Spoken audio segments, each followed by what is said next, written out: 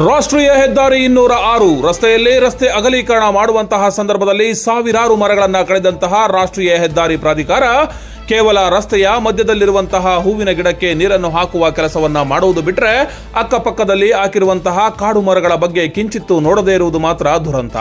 ಈಗಾಗಲೇ ಬಿಸಿಲಿನ ಜಳ ಅತ್ಯಧಿಕವಾಗಿ ಕಾಡುತ್ತಿದ್ದು ಹಾಕಿರುವಂತಹ ಸಸಿಗಳು ಸಂಪೂರ್ಣವಾಗಿ ಒಣಗುತ್ತಿರುವಂತಹ ಸ್ಥಿತಿ ತಲುಪುತ್ತಿವೆ.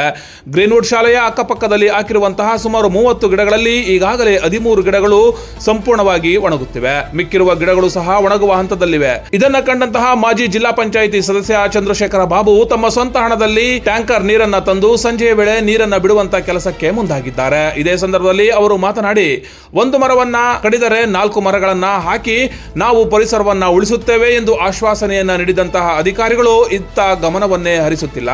ಇನ್ನು ಕೆಲವೇ ತಿಂಗಳುಗಳಲ್ಲಿ ನೀರನ್ನ ಹಾಕದೆ ಹೋದರೆ ಸಂಪೂರ್ಣವಾಗಿ ಹಾಕಿರುವಂತಹ ಎಲ್ಲ ಗಿಡಗಳು ಕೂಡ ಒಣಗುತ್ತವೆ ಎಂದು ಬೇಸರವನ್ನ ವ್ಯಕ್ತಪಡಿಸಿದ್ರು. ಹೊಸದಾಗಿ ಮಾಡ್ತಾ ಇದೀವಿ ಅಂತ ಹೈವೇ ಇನ್ನೂ ಪ್ರೂವ್ ಮಾಡಿದ ಹಾಗೆ ಸಾವಿರಾರು ಮರಗಳನ್ನು ಅಂದಿನ ದಿನ ಮಾರಣ ಹೋಮ ಮಾಡಿದ್ರು. ಹೋಮ ಮಾಡಿ ಒಂದು ಗಿಡಕ್ಕೆ 4 ಗಿಡ ನೆಡ್ತಾ ಇದ್ದೀವಿ ಅಂತೇಳಿ ಗಿಡ ನೆಟ್ಟೋಗಿದ್ದಾರೆ.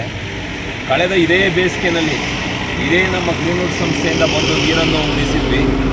ಈ ಬಾರಿನೂ ಏನೋ ನೀರು ಕೊಡ್ಬೋದು ಅಂತ ನೋಡಿದ್ವಿ. ಆಲೆ ಇಲ್ಲಿ ಕೇವಲ 30 ಗಿಡದಲ್ಲಿ 13 ಗಿಡ ಒಣಗೋಗಿದ್ದಾವೆ. 30 ಗಿಡದಲ್ಲಿ ಒಟ್ಟು ಇಲ್ಲಿ ಒಂದು 400 ಗಿಡ ಇದ್ದಾವೆ. 30 ಗಿಡದಲ್ಲಿ 13 ಗಿಡ ಆಲೆ ಒಣಗೋಗಿದ್ದಾವೆ. ಇದ್ ಕಡೆ ನೀರು ಕೊಡಲಿಕ್ಕೆ ಅದಕ್ಕೆ ತಿರುಗು ನೋಡಿಲ್ಲ ಹೈವೇನವರು. ಮಧ್ಯದಲ್ಲಿ ಮಾತ್ರ ಈ ಹೂವಿನ ಗಿಡಗಳಿಗೆ ಮಾತ್ರ ಆಗೊಂದ್ಸತಿ ಈಗೊಂದ್ಸತಿ ಬಂದು ನೀರು ಬಿಟ್ಟು ಹೋಗ್ತಾರೆ. ಇವರು ಯಾವುದೇ ಕಾರಣಕ್ಕೂ ಸುತ್ತಮುತ್ತ ಇರುವಂಥ ವಾತಾವರಣನ ಸೃಷ್ಟಿ ಮಾಡೋ ಅಂಥ ಒಂದೇ ಒಂದು ಕೆಲಸನೂ ಹೈವೇನವ್ರು ಮಾಡ್ತಿಲ್ಲ. ಬರೀ ಕಾಂಕ್ರೀಟ್ಕರಣ ಅಥವಾ ಟಾರ್ಕರಣ ಎರಡು ಮಾಡ್ಕೊಂಡು ಹೋಗ್ತಾ ಇದ್ದಾರೆ. ಸುತ್ತಮುತ್ತ ಇರೋ ಅಂಥ ಎಲ್ಲ ಮರಗಳನ್ನು ಕಡಿದೋದ್ರು.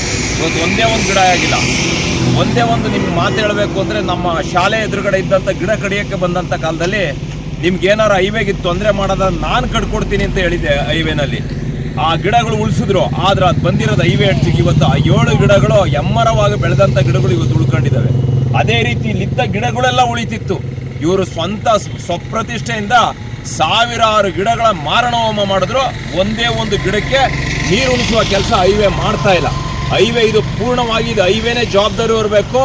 ಹೈವೇನವರ ಏನು ಅಫಿಷಿಯಲ್ಸ್ ಇದ್ದಾರೆ ಎಳ್ಳಷ್ಟು ಕಾಳಜಿ ಇಲ್ಲ ಅವ್ರ ಪರಿಸರದ ಬಗ್ಗೆ. ಎಲ್ಲ ಕಡೆ ಗಿಡ ಒಣಗ್ತಿದ್ದಾವೆ. ಇವ್ರೇನಾರ ಈ ವಾರದೊಳಗಾಗಿ ಎಲ್ಲ ಕಡೆ ನೀರು ಉಣಿಸ್ಲಿಲ್ಲ ಗಿಡಗಳಿಗೆ ಅಂದರೆ ಅರ್ಧ ಗಿಡ ಈ ವರ್ಷನೇ ಉಳಿಯೋದಿಲ್ಲ.